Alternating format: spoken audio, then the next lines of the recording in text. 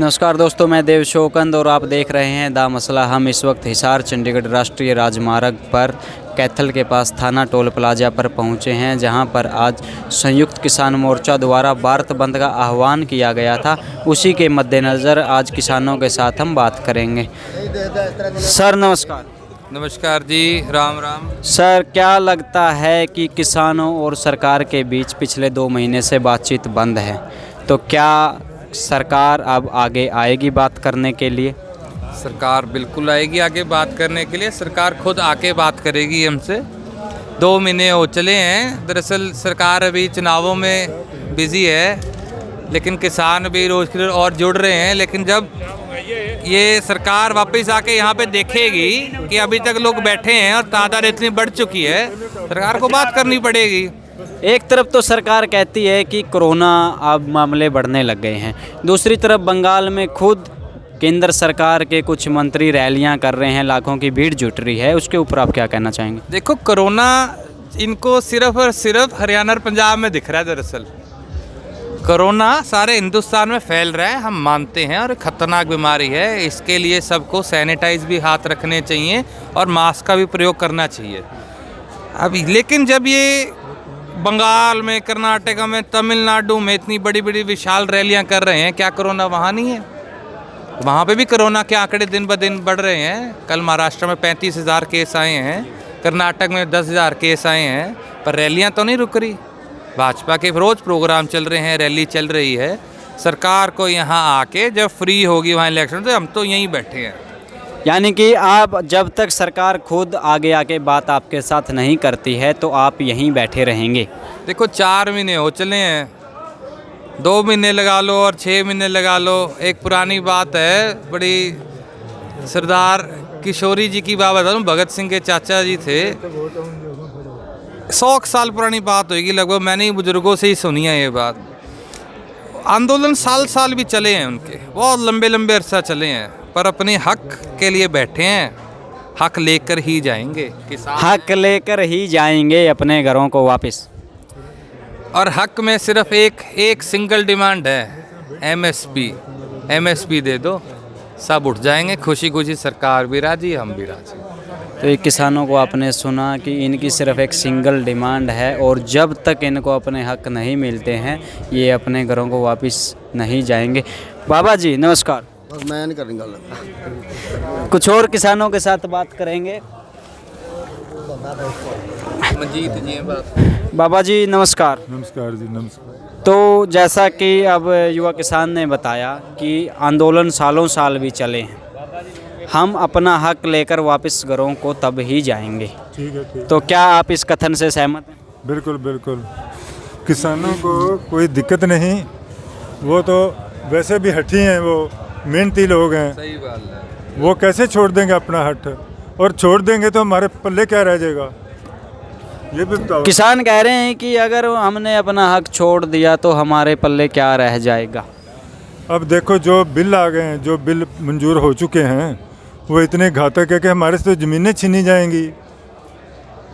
क्योंकि ये जो कॉरपोरेट आ गया है, जो चीज़ लेंगे इन्हीं से लेंगे ना, तो इनके कर्जाई हो जाएंगे।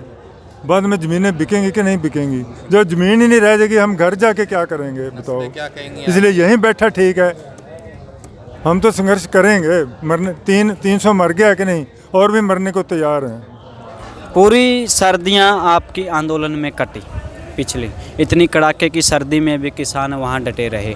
अब गर्मी लगभग शुरू हो ही चुकी है, तो अब गर्मी में भी क्या किसान इसी तरह अपने जज्बे के साथ वहां डटा रहेगा? हाँ बिल्कुल। वहाँ सभी जगह आपने देखा होगा, दिल्ली अब मकान बनने शुरू हो गए हैं, एसी पंखे वगैरह लगने शुरू हो गए हैं।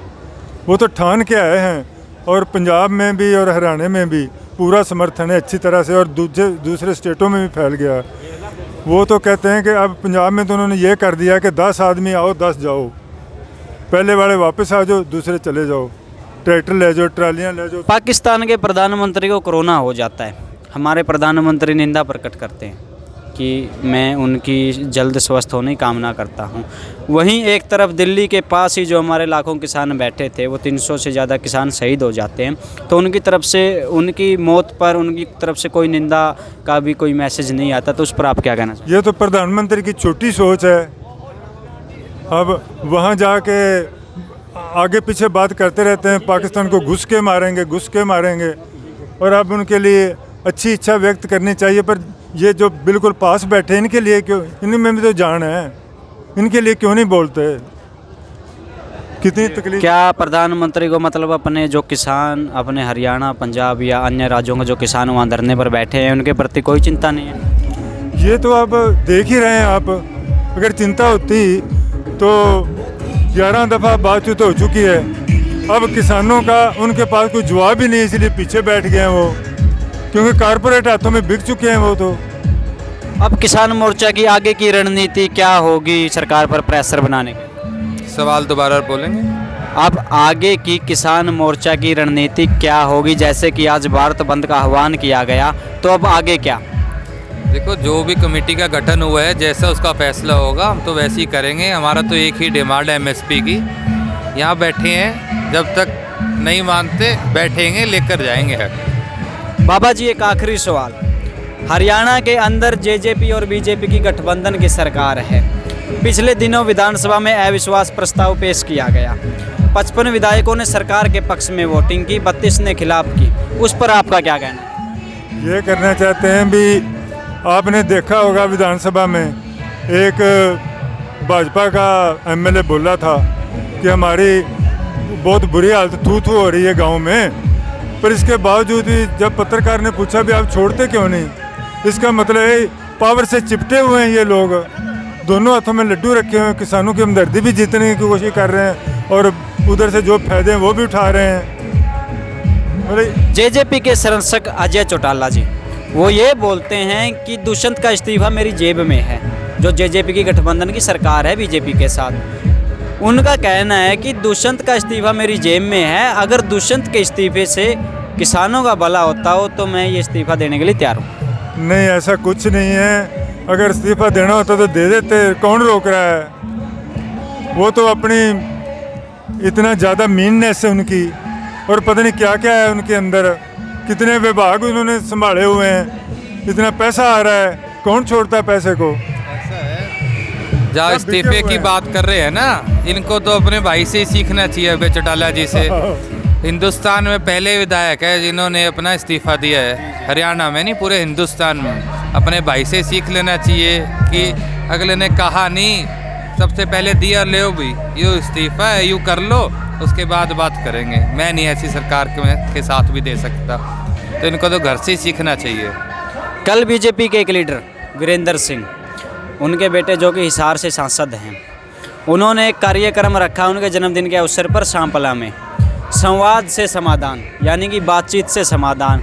वहाँ पर अपने समर्थकों की बाइक रैली उन्होंने निकलवाई, दूर दूर के इलाकों से उनको वहाँ बुलाया गया, तो वहाँ पर उनको विरोध का सामना करना पड़ा। तो क्या लोग कह रहे हैं कि वीरेंद्र सिंह दोहरे चरित्र की राजनीति कर रहे हैं? नहीं जी, वो बहुत पुराने नेता है, उनके विचार भी नेक हैं, मगर वो भी सरकार के साथ ही चलना पड़ेगा उनको भी। सरकार ने कई लोगों पर प्रेशर बनाया हुआ है, उनमें से एक आपको मैं बताऊं, कालका से प्रदीप चौधरी MLA हैं, उनको जिस प्रकार सरकार ने टर्मिनेट कर दिया है प्रेस कॉन्फ्रेंस में 2 घंटे पहले बुला के, वो तरीका भी गलत था। तो जो फैसला सरकार के चल रहे हैं, सरकार को ये चीज़ें ठीक करनी पड़ेंगी, तरीका अपना जो है काम करने का, इसे सिस्टम के साथ चलना पड़ेगा सरकार को भी। राकेश टिकैत जी कहते हैं कि अगर ज़रूरत पड़ी तो एक बुलावे पर किसान अपने ट्रैक्टर लेकर दिल्ली पहुंच जाएं, तो उस पर आपकी क्या तैयारी है? वो पहले देख चुके हैं, जब उनके अंशु आए थे तो क्या हुआ था, 2000 किसान आ नहीं गए थे रात 2 बजे। तो वो तो कभी भी कॉल करेंगे, कोई भी लीडर कॉल करेगा, किसी लीडर को आज तक तोड़ नहीं पाए, वो 40 के 40 लीडर इंटैक्ट हैं। तो उन्हें मानेंगे क्यों नहीं? सभी मानते हैं, क्योंकि उन सभी की भावना इधर ही जुड़ी हुई हैं किसानों की। तो ये थाना टोल प्लाजा पर कुछ किसानों के साथ हमने बात की, हर मुद्दे पर हमने उनके साथ चर्चा की और उन्होंने अपनी बेबाक राय रखी।